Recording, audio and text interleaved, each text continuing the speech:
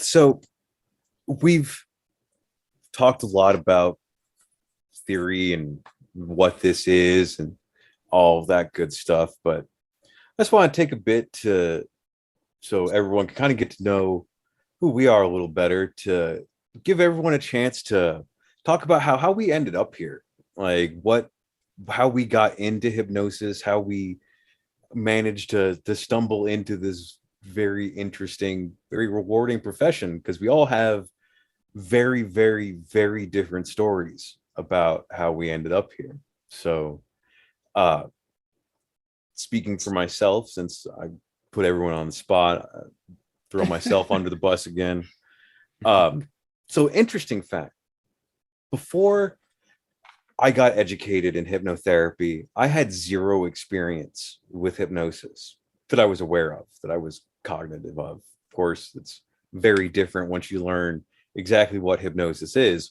But I basically I was in a position that I was reading tarot cards professionally. And I wasn't so much reading people's fortunes, so to speak. I was using the cards as representations of psychological archetypes to be able to reframe people's problems to them, to help them work through whatever it is that they were seeking help for. And I got a very positive reception to that. I had people calling me back just to thank me, to that I helped them. And as I said before, I lived my life for a long time as a very negative person. And that was really one of my first exposures to just being kind, to just changing that mindset, changing that perception. And I very much liked it. I liked helping people. And I wanted a new way to do that. I wanted to just do that and not have to answer the "is my husband cheating on me" question 20 times a day. Oh, the answer is yes. If you ever have to ask that question, the answer is almost always yes. But, and especially if you find yourself calling a phone psychic for it, yes, answer is yes. So let me save you some $3.99 a minute. Anyway, so I had this thought in my head. I wanted a way to do this. And of course, I can't just become a therapist or become a counselor. That is nowhere near interesting or strange enough for me. So I was on Facebook one day, and the algorithm, glory to its name, put a hypnotherapy college in front of me. And for those of you that don't know, and this is not an endorsement of the school, or nor is it a condemnation, we all pretty much come from the same place in terms of a school. We all come from a place called HMI College of Hypnotherapy. It is an accredited college that by the Department of Education that specializes in teaching clinical hypnotherapy. Most of us, I believe, attended the 720-hour post-grad program. Some of us are going a little further than that and getting their advanced program. Jess, I believe, is the one. Hey, are you going to the? Okay. But so, as I said, I'd never heard of hypnosis before. I mean, I heard of it, but like, and I knew what a hypnotherapist was, but I'd never really given it that consideration. My only exposure to hypnosis is, and I'm looking at the book right now, it's a book from, I think, 1907 on the topic, which is every bit as wacky as you want it to be. But so I decided to give it a shot, to call, to see. And they said some things that interested me. And I thought, why not give it a shot? I'm willing to see this one through. Hypnosis sounds interesting. You never know. And I think I was in class for about 2 weeks before I had my mind blown. I remember the first time I saw an arm raising, which is an induction where you make someone's arm come up off the table and touch their head without them consciously doing it. Absolutely stunned. because I have somewhat of a medical background, and I recognized like reactions, like ways that they were moving that could not be conscious. They were very reactionary twitches and movements, and it was fascinating. And then eventually, of course, I experienced hypnosis, and then I started learning things about myself through the process that changed everything. Of course, eventually, I started working with people and discovered that I had an actual talent for it, and absolutely loved the depth that I was able to help people bring about change, and the change I was able to bring about in myself. And now this is, like I've said, this, I stumbled into a calling, and I've done work that was neat in the past. I've done work that made me a lot of money.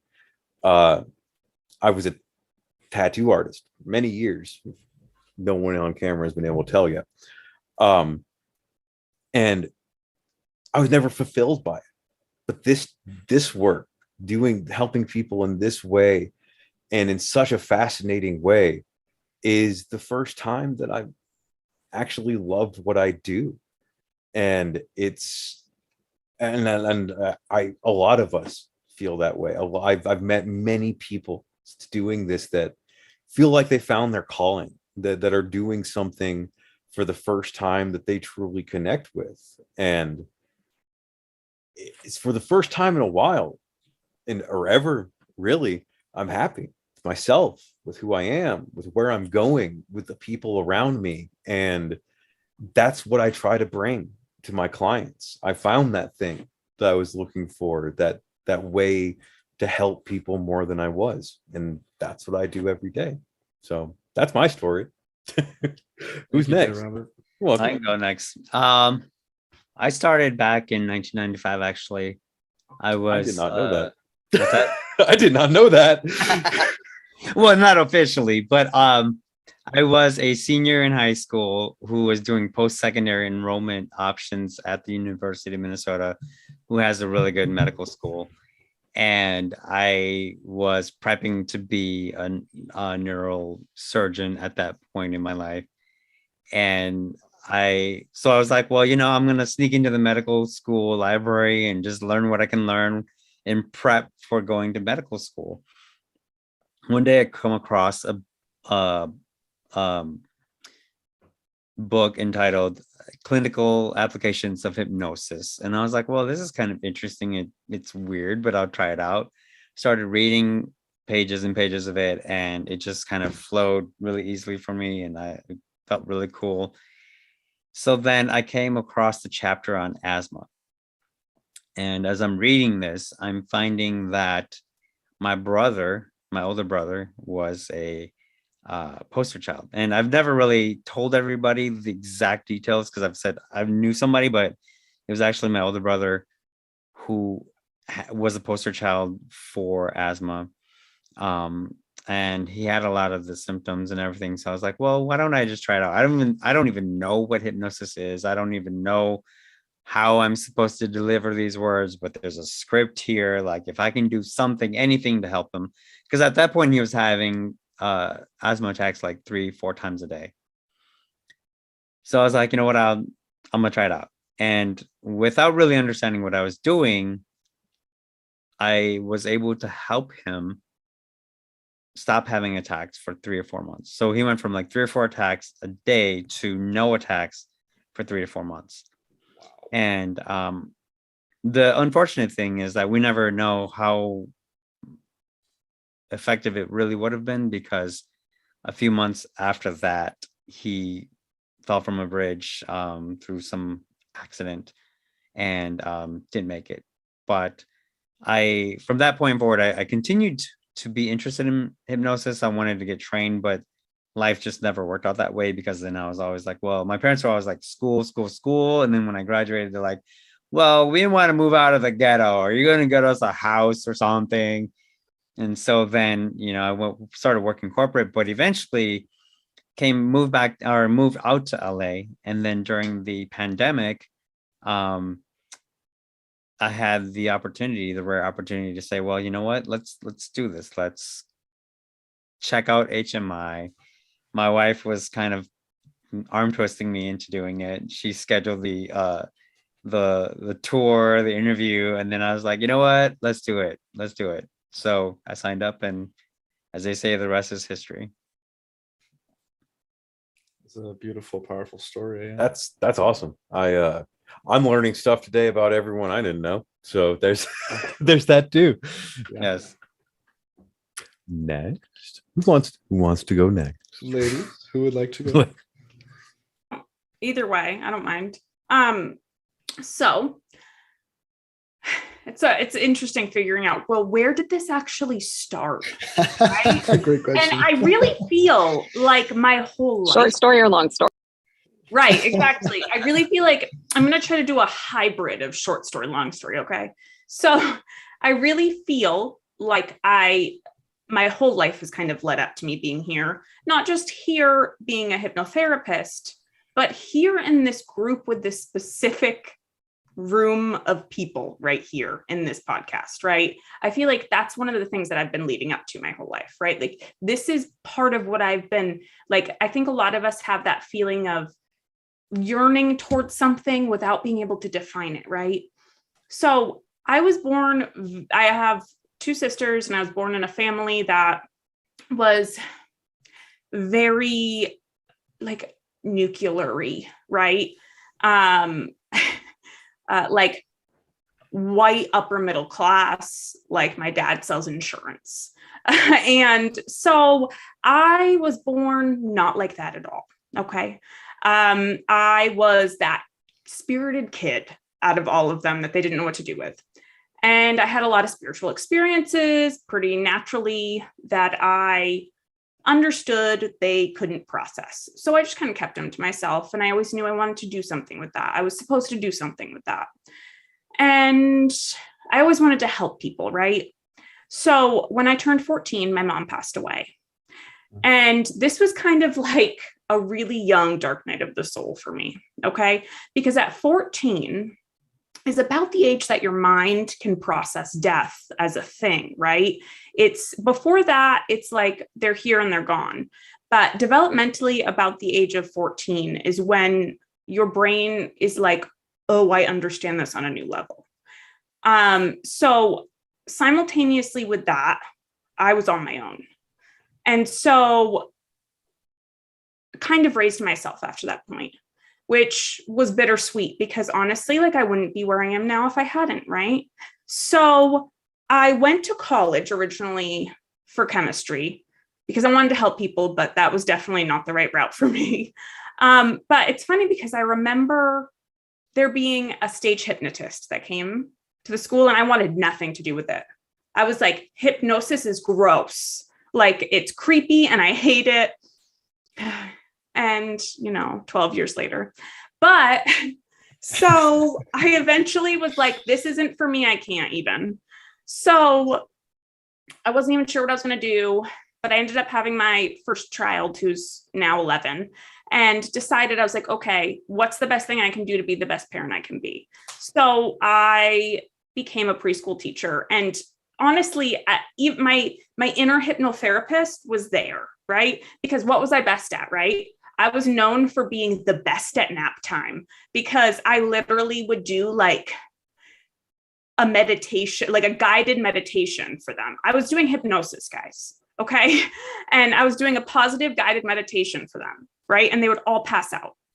And then as my daughter got older, I was like, okay, I need to branch out and do more and grow more.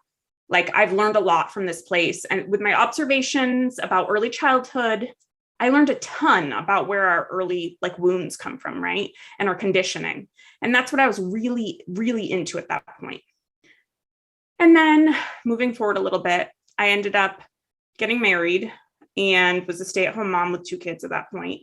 And I learned even more about stepping into that spiritual world and meditation because my ex-husband is a Kabbalistic philosopher. And I knew that there was a more positive way to use this stuff, okay?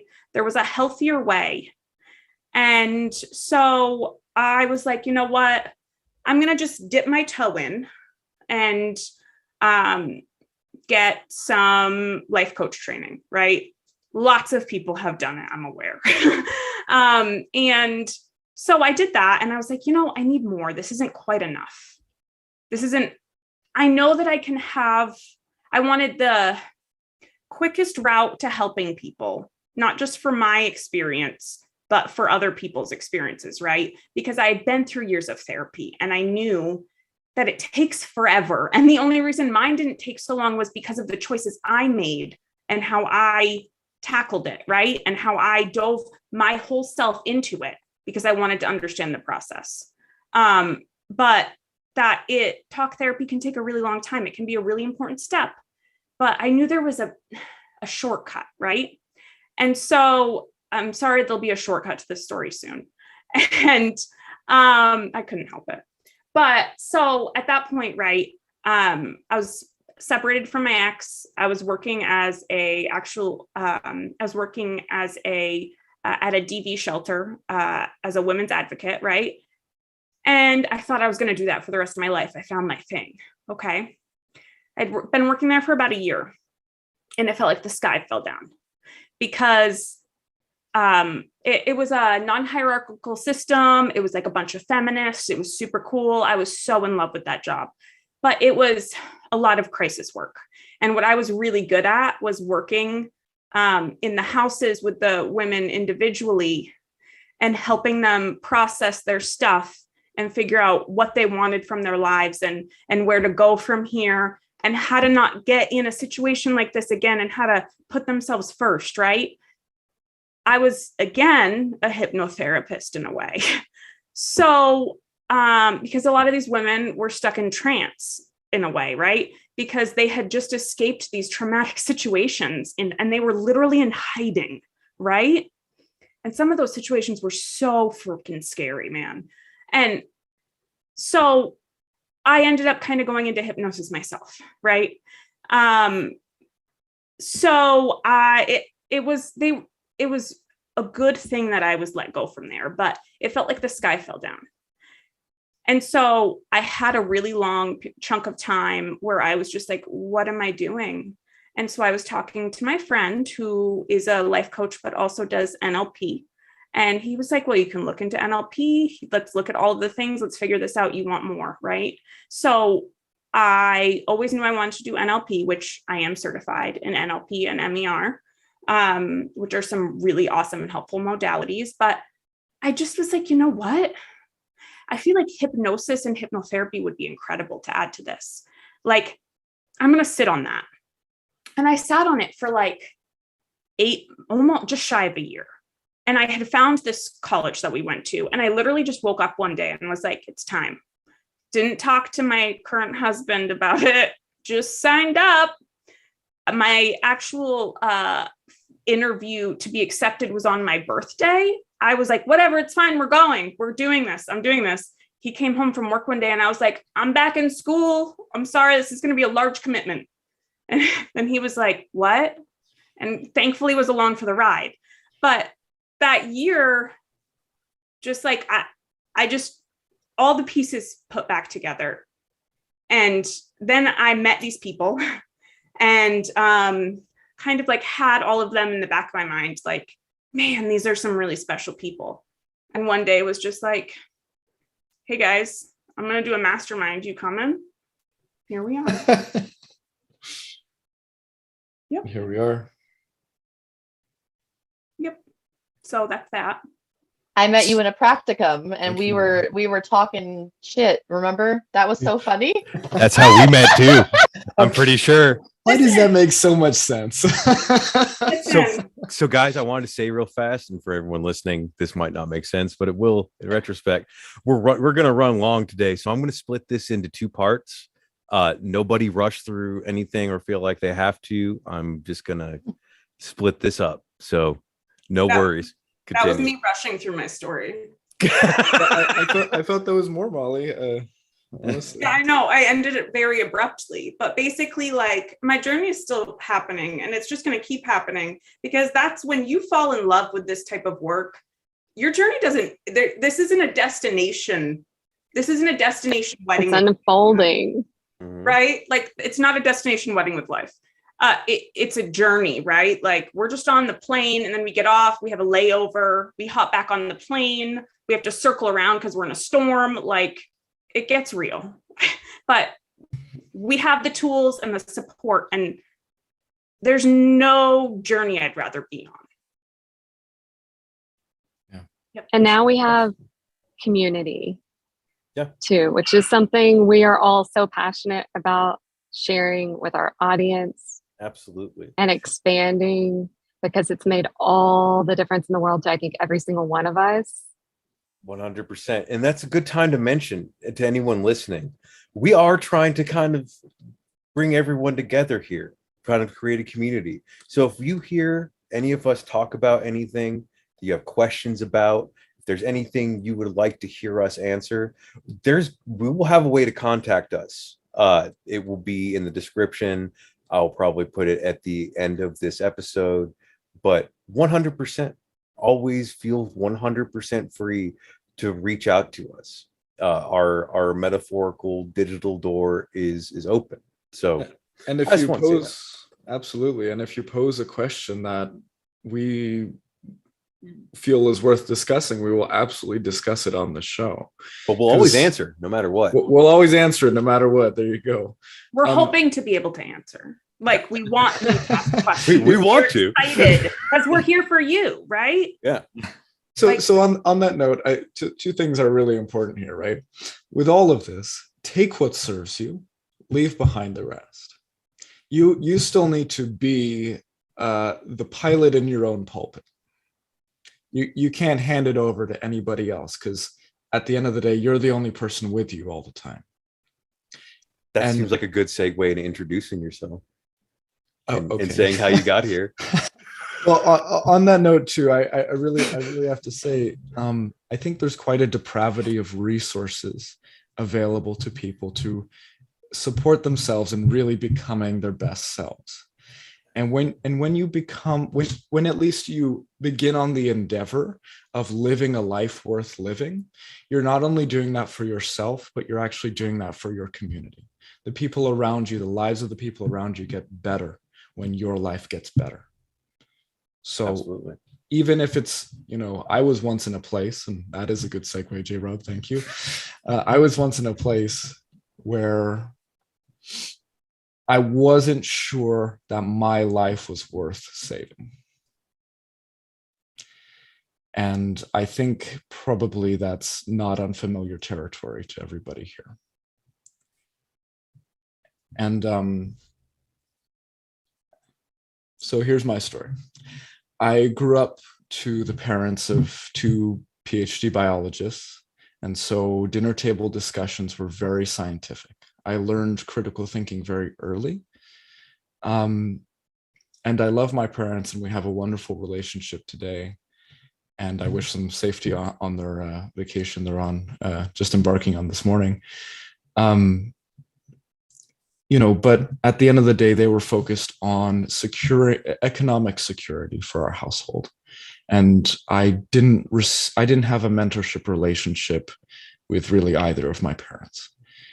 And that's all fine and dandy, but I really, really valued science. I was trained essentially that, truth is truth, and hippy dippy stuff is other, whatever, And what's interesting, simultaneous to that, my mom is a co-founder of the Middle East Peace Camp for Arab and Jewish children in Seattle, Washington. And that's been going on for, I think, 14 years now. And so I grew up with this kind of dual experience. One experience was the very scientific discussions around the dinner table, systems biology, stuff like that. And then another was the activism that I supported my mother with, right? And I became a camp counselor, and it helped me learn how to work with children. And that was all very interesting. So I went through high school, and I had a key decision to make. I took AP Bio and I took AP Physics at the same time. And I'm like, let's see what I like. And bio was a whole bunch of memorization. I'm like, well, that's stupid. And then physics actually taught me how to understand the world. And so I'm like, well, that's cool. so I went from there and applied to engineering programs, just UCs, because living in California. And I went to UC Irvine for mechanical engineering. And I think it's significant to mention, during 3 years of my time at UC Irvine, I was with one person, and she needed support from me, or she felt she needed support in terms of me being very stable, so that she could essentially go through her dark night of the soul and find herself on the other side. And so I took it as a sort of virtue that I would stay the same. And at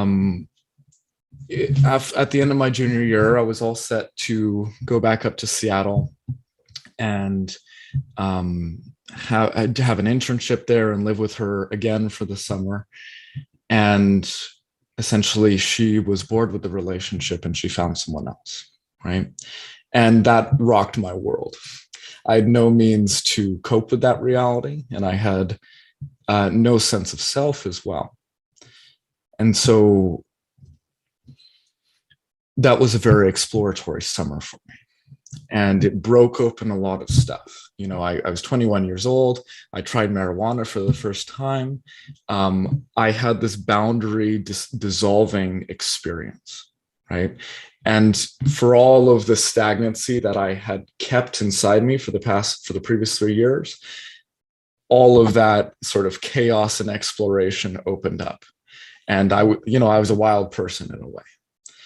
And nonetheless, I finished my degree, I went into the workforce, and I still had this very idealistic version of what I thought the reality was.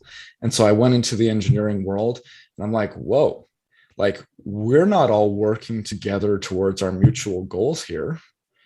Like, what?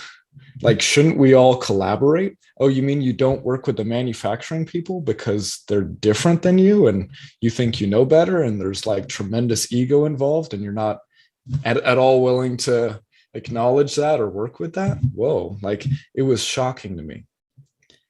And I actually got that job because of my next 3-year relationship, which was turned out to be a very toxic relationship at the end of the day.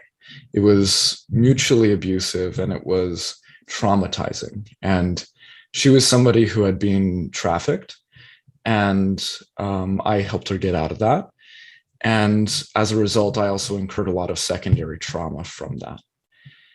And, and any hypnotherapist will understand that when subconscious minds merge, you share models of reality, and you share a lot. And so I really did take on a lot of trauma from that experience. And frankly, I also chose it because I knew that I didn't understand the world. And I knew that I needed to understand how fucked up things can be. And then how to walk back from that. And so I started, as that relationship ended, I was started to look for something. So okay, here I am. Who has answers? I went to 3 different psychotherapists. It was like, okay, it's nice to talk. I feel heard. I feel listened to, but that was the extent of it. And I'm like, what the heck? And I was just depressed and stuck. And I was kind of like a lion backed into a corner. It was a little scary for my parents to be around me because I moved back in with them. And like J. Rob, I got an advert on Instagram for this weird college called HMI College, whatever that thing is, right? And I'm like, all right, well, got nothing to lose. So I booked a call and I spoke with a Mr. Mario Pescatori, and he let me know that he was having a rough time before he found HMI as well. And he let me know that HMI provided him with a large toolbox to live the life that he really wanted to live. And that blew out of the water every other conversation I'd ever had as far as self-empowerment. So I enrolled, and I was terribly impatient because I'm like, I thought you guys were going to fix me. I ain't fixed. I ain't even close. But nonetheless, I kept the course, and eventually things started to get better. And simultaneous to that, in the past year, especially prior to enrolling, I was having a series of spiritual experiences that I just did not know how to process. And we won't go into all those because it's far too much, but needless to say, like, I just was like, okay, well, this weird thing happened, and I just don't have a means to understand that. And so I ended up meeting my partner, Krista, who is a psychic and a voice channeler. And in communicating with her, she showed me that all that I was experiencing is actually very normal for those who are open to it. And because I was opening myself to it, I was experiencing it. And it actually all made a lot of sense. And so for the first time in my life, I gained a model of reality that was actually usable, that I could actually navigate with. And that led me to this group as well. And frankly, I'm honored to be here because this is the start of something good. And I see this group building resources and building understanding that the world is desperately in need of, because the level of not self is incredible. The level of ourselves essentially raping ourselves or pillaging ourselves, right? Everybody's so terribly sovereignty pillaged. We're pillaged from our own sovereignty in all these different ways. We think we need to be this kind of person in order to simply be safe. And all of this journey also led me to be a human design reader. And I find that to be incredibly useful as well. So that's in essence my story. As I'm sure is true with all of you, there's plenty more to share, but I think it's either Jess or Renee next. I want to touch on something you said, though, that makes a lot of sense, that I think we can all kind of connect with, and that it gave us a way to navigate the world that we understood. And that's really one of the big things that changed myself. And one of the things that I hope to, if not bring people with this show, to at least give people the resources and direction to find that direction themselves. And I've been intensely lost my whole life. I think a lot of us can speak to that. So much, I've got it tattooed on me somewhere. And somewhere. But I don't feel lost anymore. And I don't feel like anyone in this group feels lost anymore. Even if we haven't found where we're going, we know where we're going. We at least know the direction. And a lot of people out there listening right now don't have that. And I really hope, and the purpose with having us all share these things is in hopes that somebody out there hears something familiar, that somebody out there is able to, and one of us or all of us or a couple of us or whoever, hear something of their own story and realize that they can't, that other people have been through what they've been through or something similar and found different and found better. And as Callum said, it kind of put voice to something that I wasn't sure about with my own past. The whole concept of I wasn't sure if my life was one of those worth saving. And I don't have that doubt anymore. And I look back at that doubt a lot because it makes me understand where a lot of people come from. So, anyway, who's next on our little thieves row? Well, he has some. Well, I just wanted to add in these words, okay? Home, coming home, homecoming. Mhm. That it really summarizes, I think. So we've all had these collaborative experiences that were very similar in the sense of we had a lot of rough roads to drive down, right? And then we all found hope in becoming hypnotherapists, and the tools that we learned helped us grow. And then we found this group, and it was like coming home. And we want that feeling for other people. And that's the whole point of this podcast, right? Is to bring that community, that collaboration, that feeling of home that many people, like I didn't feel for the first time until I was in at least my mid-20s, you know? And that's what we just want to share. Thank you. I'll go. So I was born into a Catholic family, and I went to Catholic school, and it was really hard for me because I, at a very young age, was able to communicate with spirits and people who had passed on. So I was seeing ghosts and having all of these experiences, and my parents were very emotionally unavailable. My mom was a drug addict, and she did end up leaving us when I was about 9. So we were, living with my dad, who worked all the time and just didn't really have time to be there for us. And he thought I was, imagining things and yada, yada, like most parents do when their kids say these kinds of things to them.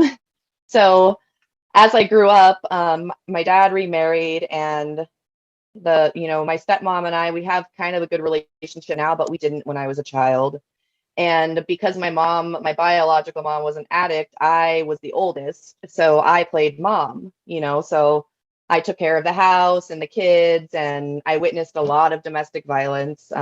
She ended up leaving my dad and going, marrying a drug dealer, and bringing me into situations where I'm very surprised I didn't end up being killed. And my dad was really protective, though, because he didn't want me to end up like my mom.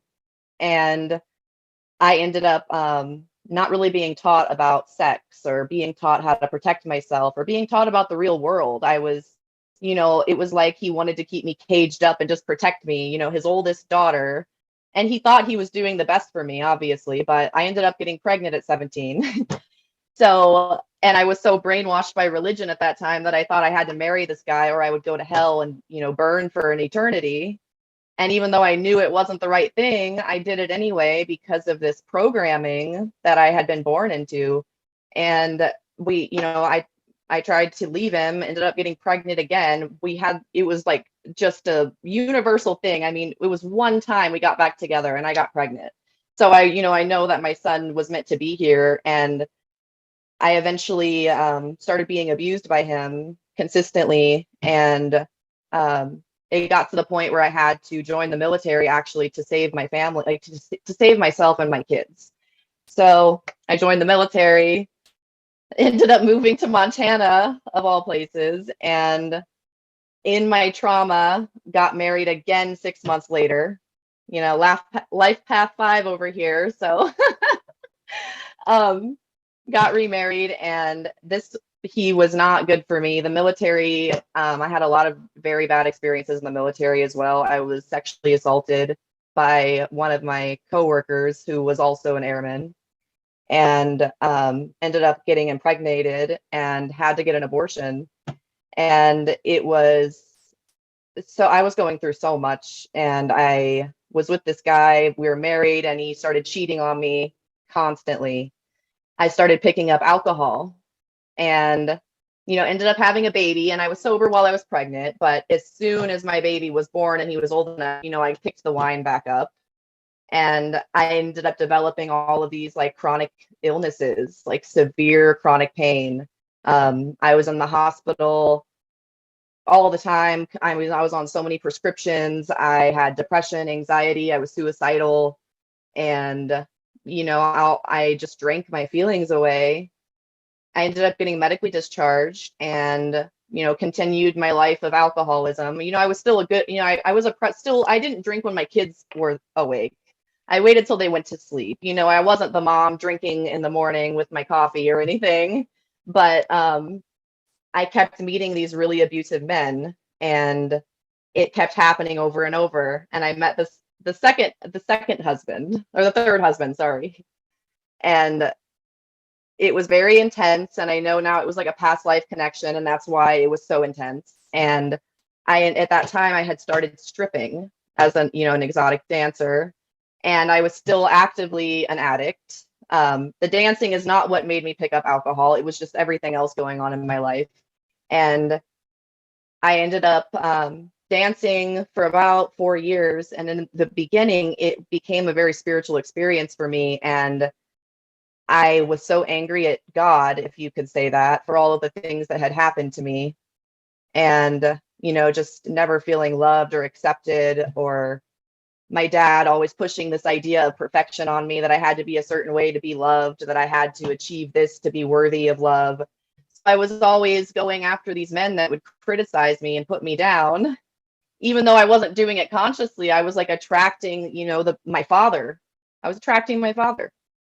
So dancing for me, it was very empowering. I mean, it helped me feel in control of myself and in control of my body and in control of my life. And I was able, I could tell someone no. And if they touched me, I could get them kicked out. And, I could be myself, to pretend to be somebody to be loved. I didn't have to put on this facade that I was a Christian or that I wasn't a dancer. I could just be who I wanted to be.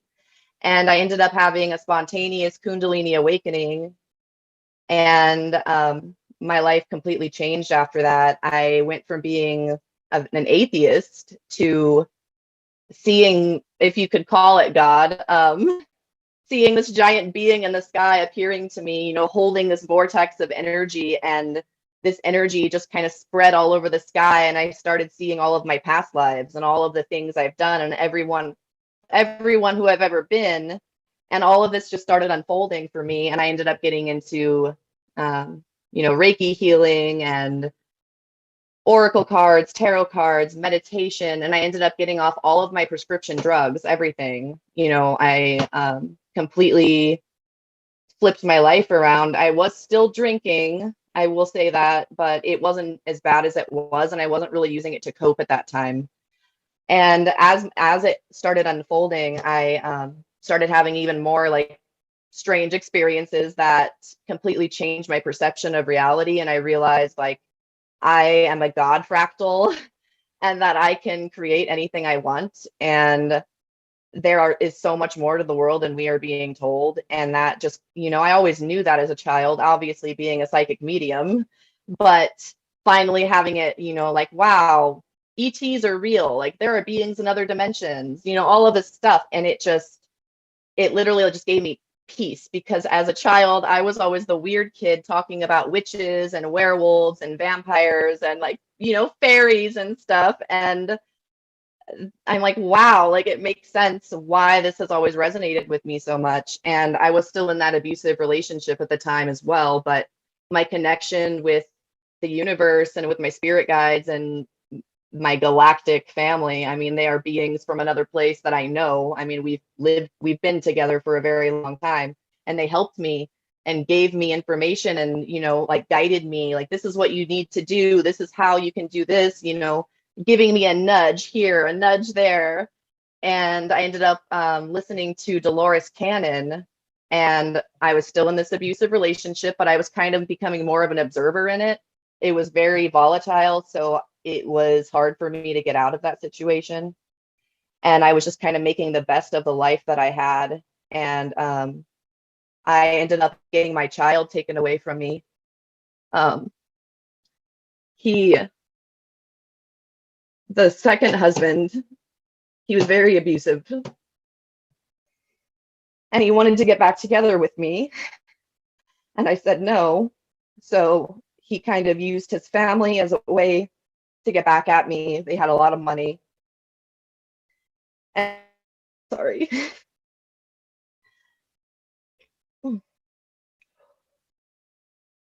I haven't had him for 4 years now.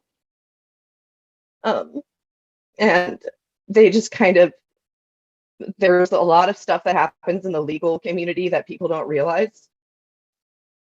And they were pretty much able to steal my child from me. And I live very far away from him, so I'm only able to see him about once a year. So that happened. And, you know, I'm progressing spiritually. I'm learning so many things. I'm learning about my soul and who I am, and I'm healing. And then my husband tried to kill me. And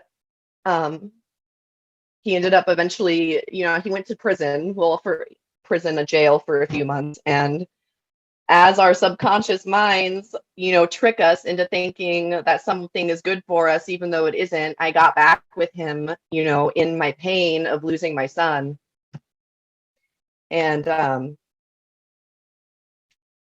it was about the beginning of 2020 pandemic.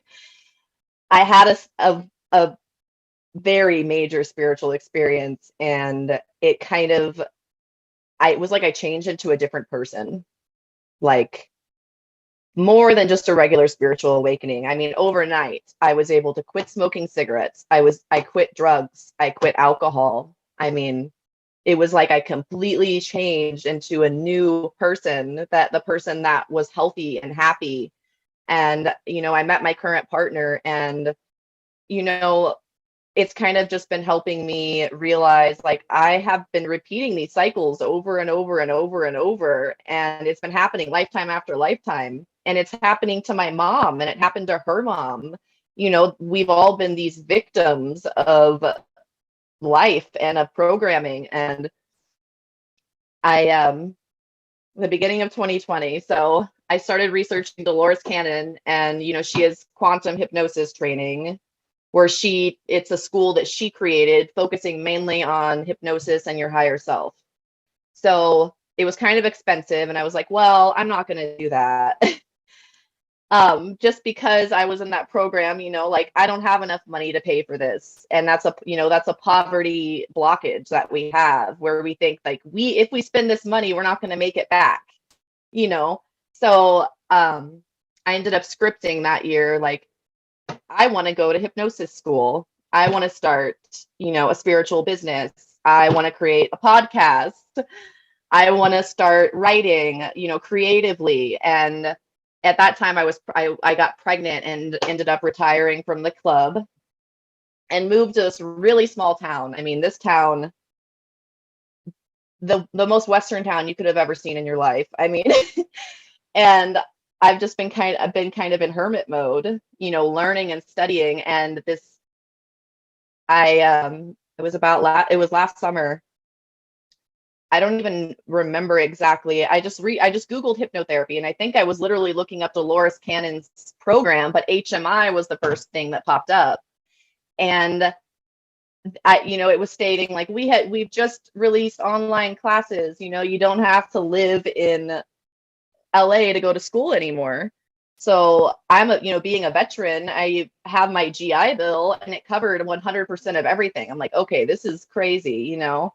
And they paid me like $2,000 to go to school. So I got my Reiki certification, and, you know, I've been channeling and doing all of these, like, I do psychic work in the grids of the earth. I help anchor in, like, Christ consciousness into the earth, you know, unity consciousness. And this school has kind of helped me.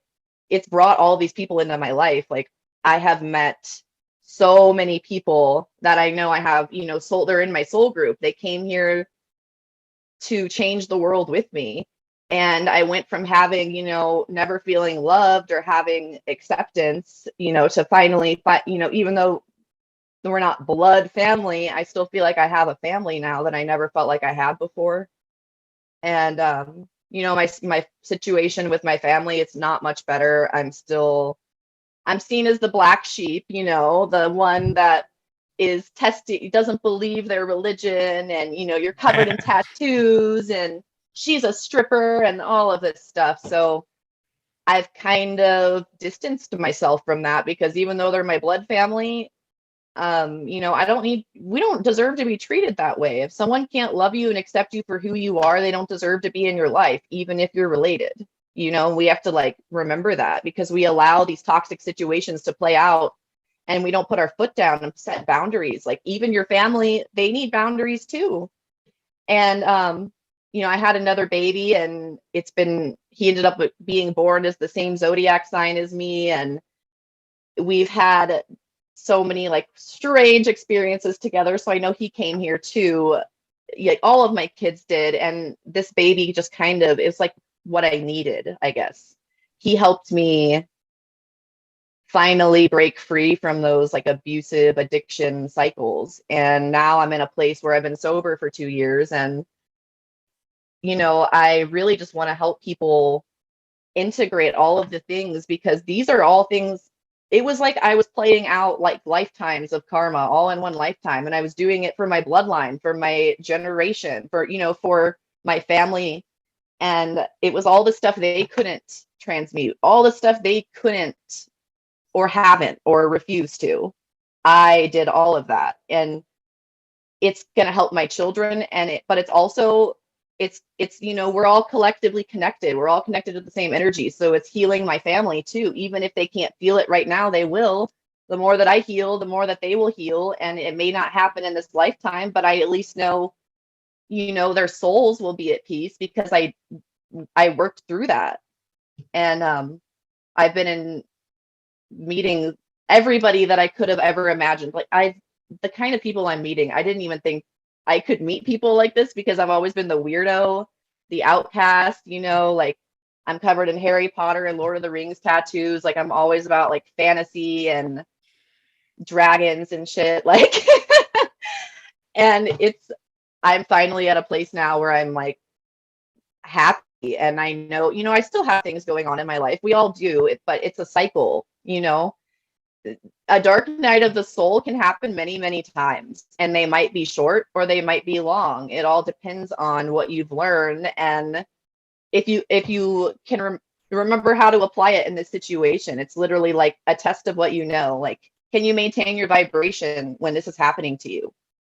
And I've been through a lot of stuff that I feel like because of that, I can really help people with their shadow work, with healing their guilt, their shame, their pain, and all of that stuff. I mean, it's so connected as well to, the sexual empowerment that I'm really connected to, because when we're feeling that guilt or shame, I mean, it affects your sexual centers, it affects your creativity, your ability to create. If that's blocked, I mean, pretty much everything's blocked. You're not going to be able to create anything. You're going to, go in and try to paint something and nothing will come, or try to write something and you don't know what to say. And and I finally started writing fiction. It's like fiction kind of loosely based on my own psychic experiences that I say is fiction, but it's mostly real. And that's something I always wanted to do. Something I always wanted to do as a kid. And I'm kind of, now I know I want to publish books, and it's like I always knew I was magic as a child, but no one would ever like acknowledge it, But I was able to it was like I was able to keep that veil off my face, even though everybody told me I was crazy or didn't believe me or thought something was wrong. I could still see that and experience that. So it's been awesome, because so many people, when they have these experiences with their families, they lose their imaginations, they lose their, your third eye is wide open when you're born, and over time it calcifies and it just kind of closes off. That never happened to me. And I just thought it was been so magical that, even though all these really horrible things have happened to me, I've always had my spirit team there, like my guides, my family, my higher self, always there with me, and everything always does work out. And even if it doesn't make sense to me right now, I know that it was for my highest good, because if all of those things hadn't happened, I wouldn't be here right now. If I hadn't even have lost my son, I wouldn't be in Montana anymore, and I wouldn't have had my baby.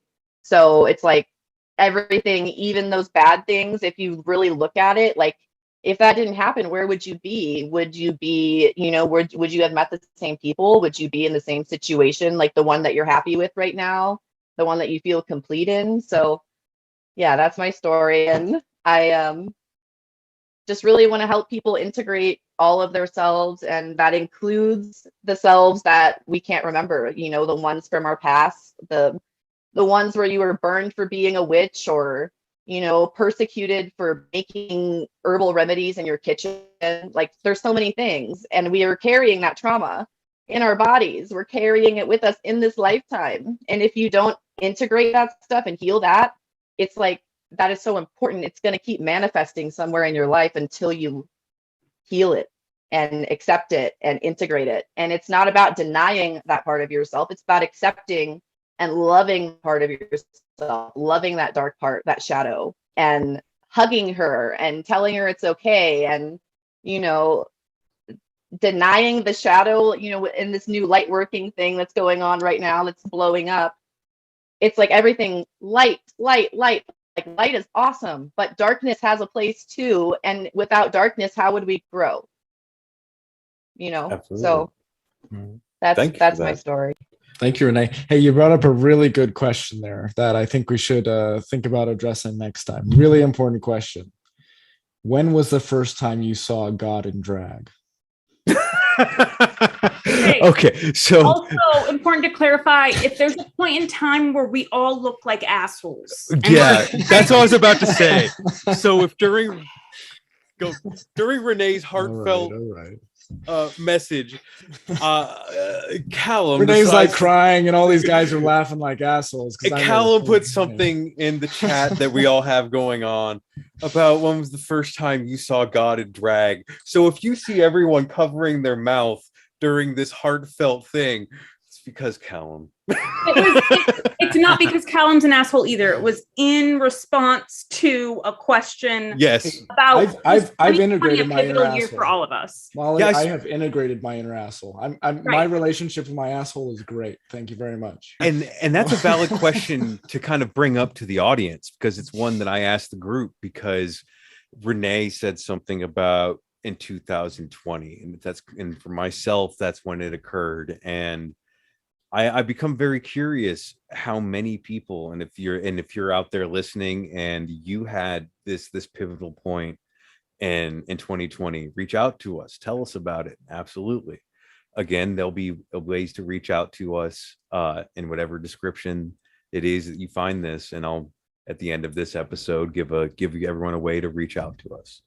But I just want to say before we move on to Jess, thank you for sharing that, Renee. I think it's very resonant with a lot of people. Frankly, I've heard multiple stories of women who, their husbands have families and have their children taken away. And I think it's very resonant for a lot of people. And I know that everybody in this group has experienced their own version of loss. Absolutely. And Renee asked before the show, like, how much should I share? Like, is that okay? And it's important. We all encouraged her to share who she is, where she's been, what she's done, all of herself. And we all intend to bring that honesty, because somebody out there needs to hear everything. Somebody out there needs to hear what each of us has to say. Exactly. It doesn't matter how dark it's been. It doesn't matter where you are in life. It doesn't matter what you're fucking going through, right? Turning around. There is a way to get to inner peace. Yes. And for myself, and Renee kind of mentioned something like this, I don't have the best past. I haven't done the best things. I haven't been the nicest person. And becoming this, who I am, I had to decide what to do with that. And at first, the first instincts to reject it, but then I realized there was no other choice than to be grateful for it. That if I'm happy right now, if I believe I've found my calling and I am truly, truly happy, how can I, or any of us, possibly regret anything that's happened? Because it's put us in this position that we can be who we are now. And so anyone listening, that it doesn't matter who or what you've been, that's not what you are. And however you choose to live the rest of your life can be your choice. And you can turn it around. And it doesn't matter what you've done, doesn't matter who you've been. You use that to bring you to a point that you want to be. And when you've come to where you want to be, you can look back at who you've been and realize that was all to learn and all made you who you are when you come to the end of that path. And speaking for myself, not to speak for anyone else, it was worth it. Everything I've been through, everything I've lost, it was all worth it. I can't even think about it the same as I used to, because I cannot regret or take back a single thing that I've done, no matter what it's cost me, because I'm here right now with all you guys, speaking to you all, and that's worth it. And if that's worth it, it was all worth it. So don't think that you can't. Don't think it's too late. Don't think that there's no hope, because every single one of us here, I'm pretty sure, has been convinced there's no hope, has been convinced that we are irredeemably lost in some fashion. Struggled with shame, Struggled whether with it was shame, our own or guilt. imposed on us. Yeah. Yeah. So And that path is, I want to be very clear, it's ugly. It can be very ugly for a while, but know that that's not a sign you're on the wrong path, right? That's not a way to tell. It's not just like you wake up one morning perfectly happy and it's fine because you made the choice. It's a process, right? But it's worth it. absolutely. Well, we're not, most of us, sorry, Callum. Well, it's Okay. your turn. Go for it. Most of us are brought up learning how to process pain. Yeah. Emotional pain, physical pain, spiritual pain, all of it. We resist it. We resist it. And the more we resist it, the more painful it is to process. Right? And I just that kind of feels like a standalone, but I just want to have grace for myself and for everyone else who is experiencing that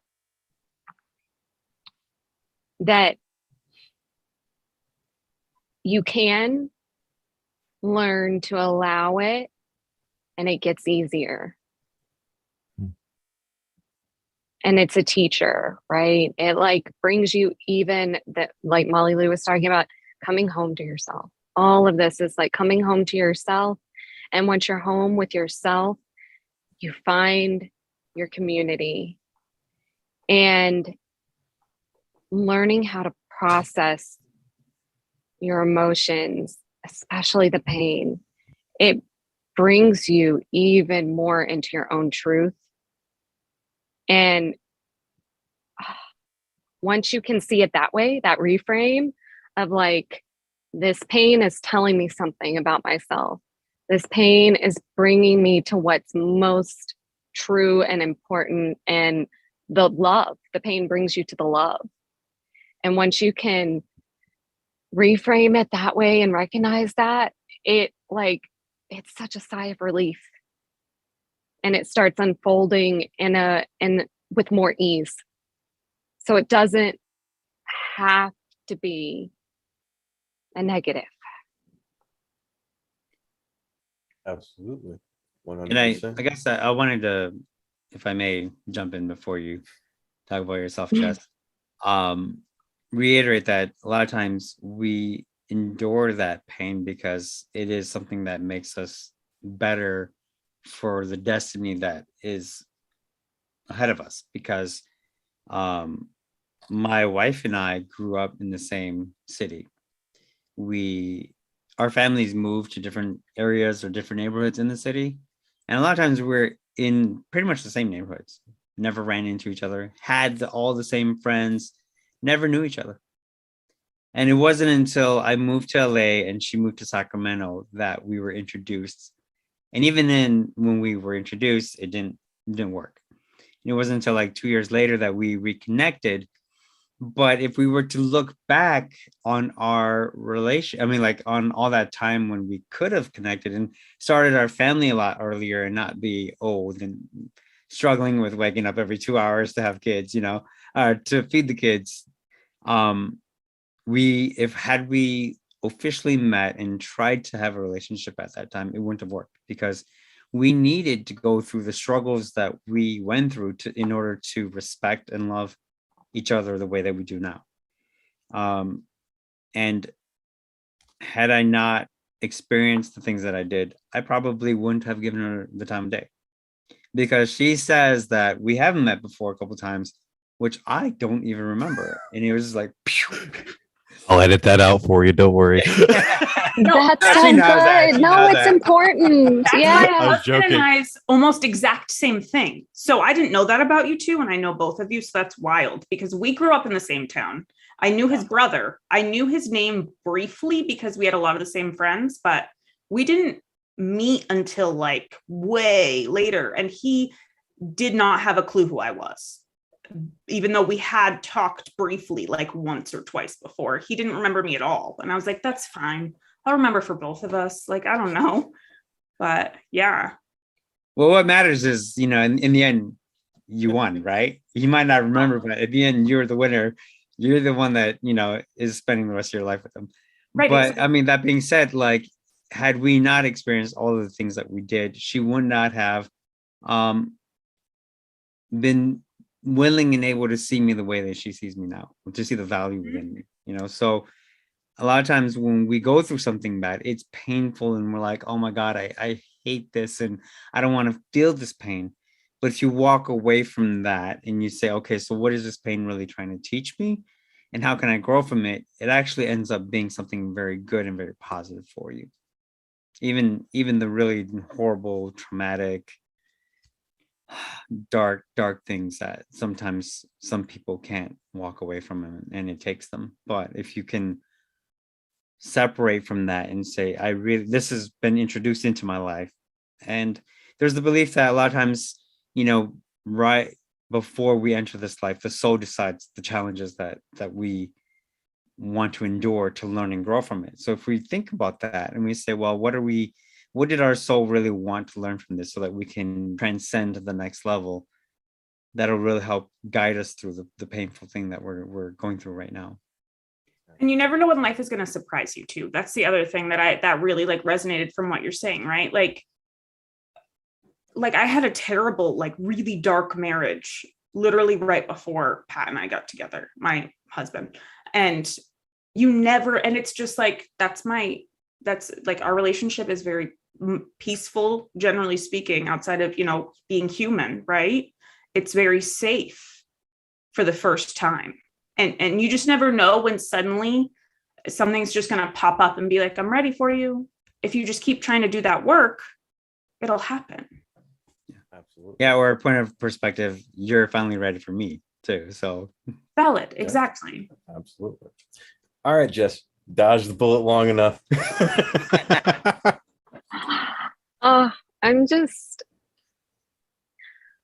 I'm honored to be a part of this group, and in awe of all of you being so vulnerable,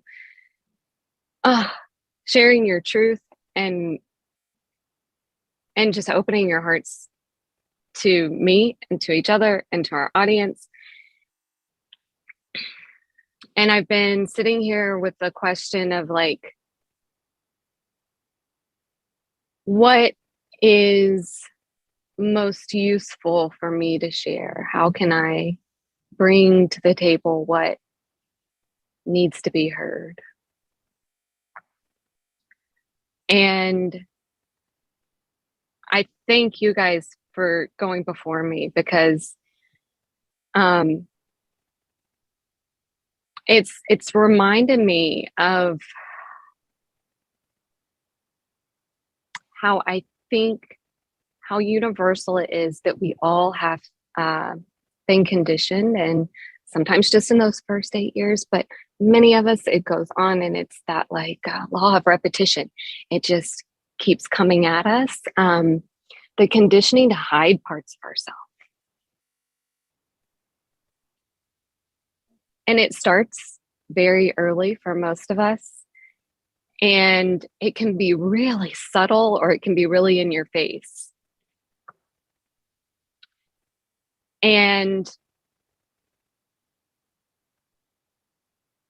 I think that is one of the core values that is bringing us together, is this desire to create a space and a community for people who have felt like there is a part of themselves or multiple parts of themselves that they have had to mask, had to suppress, that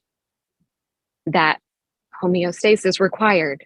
There was not, that if I show all of myself, I'll be kicked out of my tribe or my family or my community. That if I show this one part, maybe I can show everything, but just this one part's a little too much. And like most of you, I've experienced that also. And I've justified that, look, I have all this privilege. I'm okay. Like there's so much that I've got handed to me and going for me that it's okay. It's okay. Like that's just one little part. It's okay. But I hope that this forum can give each of us on the podcast and to the listeners an opportunity to allow all of our parts to be seen and heard and given grace and nurturing and acceptance, maybe for the first time. That may seem like a tall order, but I think we're all here for it. What led me to hypnotherapy? Like many of you said, like, where do we start, right? Where do we start? From a very young age, I think I had a negativity bias, bringing it back to that, of seeing people's pain. Seeing people around me in physical pain, in emotional pain, noticing what they were doing to cope, noticing how it affected their behavior, not understanding why one person could have willpower over something and another person couldn't, not understanding how each person couldn't see their own power and gifts and amazingness, how they limited themselves, and also feeling very alone and on the outside myself. So all of that naturally led me to being drawn to what makes people tick, learning about psychology, learning about all forms of wellness. I was a licensed massage therapist for a time and learned so much wonderful knowledge and experiencing the impacts of body work and how important that is. And that forever changed my perspective of someone who's been predominantly in her head or in the clouds. Then I had this experience of what it's like to connect with your body. And as Renee said, the dance, the being in your body can bring about such healing in ways we never expected and connect you to yourself in multiple layers and ways, and to be and beyond, not just to yourself, but to the collective and spiritual realms. And then I spent most of my adulthood raising my kids and putting everything into being responsible for their mental, physical, emotional, spiritual well-being.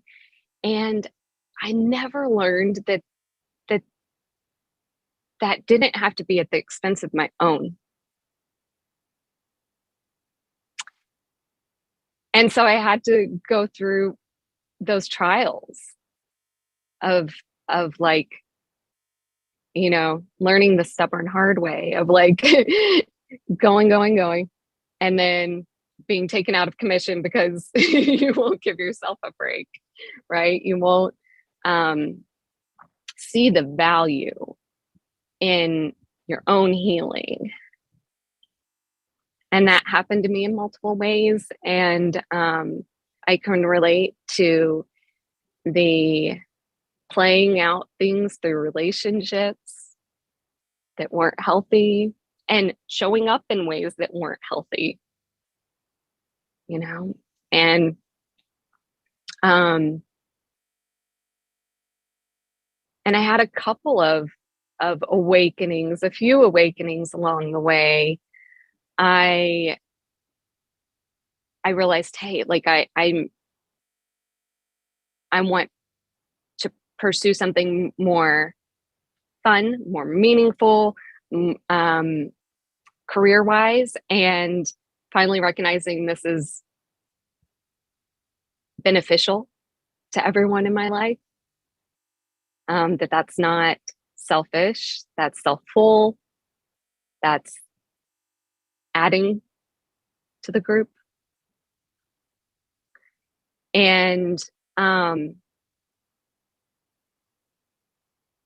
I was still shoulding, like a lot of us do, shoulding all over myself. I was still doing it within the confines of my programming, of what I thought was possible for me, what I thought,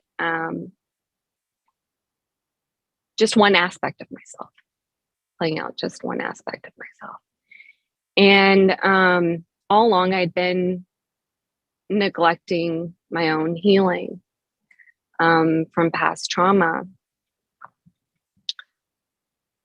And I started having serious panic attacks that presented with symptoms ranging from feeling like a heart attack to feeling like a stroke. And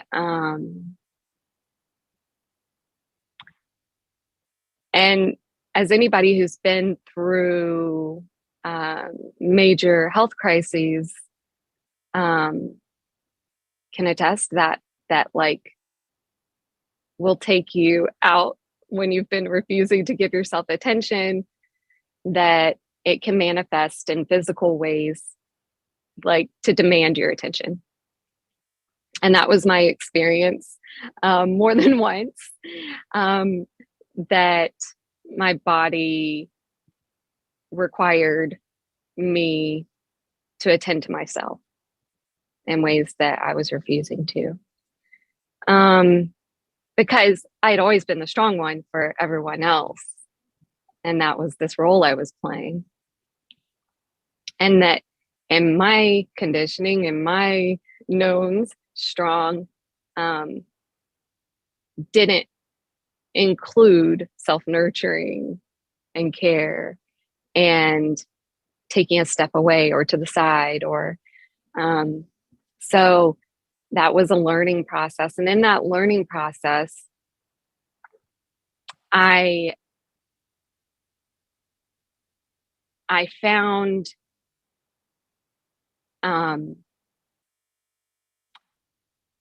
cognitive mindset work that helped me start to retrain my thoughts, differentiate my thoughts from my feelings, helped me quit relying on the coping mechanisms that I had been relying on that were not healthy for me. And I found so much value from that. I decided that I wanted to get into coaching. And with my health background, my wellness background, I decided to go get a certification in health coaching. And what I was finding was that the nutrition was great, and learning cognitive work was great, but there was still this wall that myself and people I was working with would come up against that it only got us so far. And there was a deeper layer that needed to be addressed. And I was exploring, what is that? What is that? Like, how do we get to that deeper layer? How do we get that next step of this was this reoccurring pattern I'd been seeing all my life, that like willpower, like getting you so far, but then having a regression or not being able to get further, even though you really desperately wanted something so badly, wanted the healing, wanted the success, whatever it was. And I think what I stumbled across was EFT, emotional freedom technique tapping. And I was like, okay, this brings in the body, you're tapping on these energy points. I had experienced the positive effects of acupuncture many times in my life. And I was like, okay, this makes sense. So I started looking around for that and training in that. And that's when I found HMI. And I was like, oh, wait. They teach that and all of these other modalities that connect the cognitive, the body. They open the space for spiritual and like exploration. And I didn't think about it for very long. Like a lot of you, I was just like, oh yeah, that's it. And being during the pandemic and the shift to online and the ability to get student loans and financial aid because it's accredited, these opportunities, that's another thing we don't think about a lot when we've talked. Many of you have mentioned access to information, access to resources and healing. We're fortunate to have that access to this education and in the format that we were. And I think, the timing of it all is significant. And yeah, as soon as I got in, within a month, there was no looking back. I knew this is opening all the doors to anything's possible then. Once you have these tools to access your subconscious, embody the change that you want, because hypnosis helps us bring it in to our body to experience it through all of our sensations.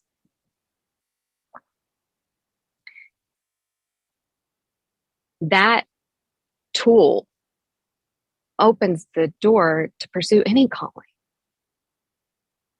right?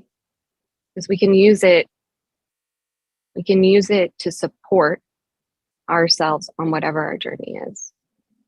And that's why I knew there was no looking back. And I think all of us feel that way, that like we're here to help other people have the tools to do the same for themselves, to empower them to come home to themselves, to like be accepting of themselves and be in a community that accepts them for all of who they are, because we all play this important role in the collective. And if we're allowing to be all of ourselves, and that's when all the magic really happens. And I just feel so honored to be a part of it. Thank you. That was awesome. Yes, I gotta say, you broke my heart open like 3 times there. Like, when she speaks, it's just, I just listened. Like, I literally can't help myself but to fully. And if anybody's watching these videos and sees occasionally us looking distracted, it's because we're messaging each other about how amazing each other are. Like, literally, that's what we're doing. We are fully present, and we're so present that we need to like. I do feel the need to say, This is not an endorsement of the Hypnosis Motivation Institute or any of its instructors until such time as they pay us. We just all happen to have gone there. We are not paid to endorse or anything like that. It's just Neither are we in working for them. no. We are not employed by or all right, necessarily affiliated with. gentlemen. All right. I think We need to put that out there. Make sure that You there's need to toss that out there, though. all right. Yes. But I feel like Jess and then Molly's comment after helps us understand why this is the HypnoDivergence podcast. Yes. Because regardless of who you are, you can employ tools to help you be your whole self and not leave any part of you behind. And that's why we brought all of us together for this. That we decided that it wasn't going to serve as just one of us or two of us, that it had to be all of us, that we needed a divergence, as it was, of opinions, perspectives, experiences, because we could speak to you all listening all the better, rather than just having one of us that you could have this understanding through. And this was all unintentional. I did not mean to have this run so long or split this into 2 episodes. So we'll work on that transition in post. Always just remember you can get it in post. But are we surprised it went on this long? No, not in the slightest. Whenever we like originally we had, I was like, oh, I'll allot us an hour and a half. That didn't work. 3 hours later. Yeah. So our plan today was just to record the first episode. So there was no pressure, but and yet we've generated a special on we have generated a special. Cast. Yep. Well, and this was, I just also want to say, this is a very somber side of us.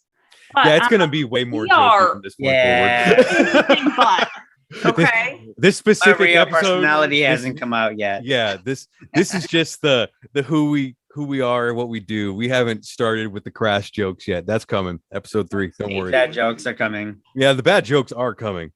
But there's no stopping. So I'm gonna wrap this up now. What turned out to be episode 2. I want to thank everyone for tuning in, for listening again. And if you have any questions for us individually or for the group, please send them to hypnodivergence@gmail.com. And we do have a website, hypnodivergence.com. It might still be under construction by the time you listen to this, or it could be up. So go check it out either way. But we will have links in the descriptions to be able to view all of our individual sites. We will have ways to get a hold of us if you have any questions. And again, I want to emphasize, any questions you have, any comments, observations, whatever have you, shoot us an email. We will always answer your questions. We might even answer them on a show if we believe it's something that people need to hear, that it will resonate with a lot of people. So please ask away, ask any question you want. So could we make one distinction here? What's that? In the sense that if it's more like directed at one person, maybe if they wanted to and didn't feel comfortable sending it to the group, they could use our website links to. Yes, we will all have our website links or contact information in the description separately. And if it's more general question, that they send it to the HypnoDivergence email, so we can all, be yes. We all know that that's there, and we can all respond to it. Absolutely. And we all know that it's like the whole point of this is there's likely going to be like 1 or 2 people that resonate way more with you, right? And like we love that. We're here for that. We're totally open for that, and that's part of this, right? Yeah. So whatever you feel comfortable with. Absolutely. If you have a question for one of us specifically, if you have a question you want one of us specifically to answer, let us know. Communicate. We are here as a service. We are all very busy, but we all want to take the time to do this for the community, to make that community. And so before I wrap up, is there anything anyone else wanted to add? Just thank you. Absolutely. I do have something to say, but not for the podcast. But Okay. Oh, cool. Well, it was a pleasure hanging out with all you guys, and thank you everyone for listening. And just remember, it's like Dr. Seuss says, you got to be odd to be number one. See you next time. cheers.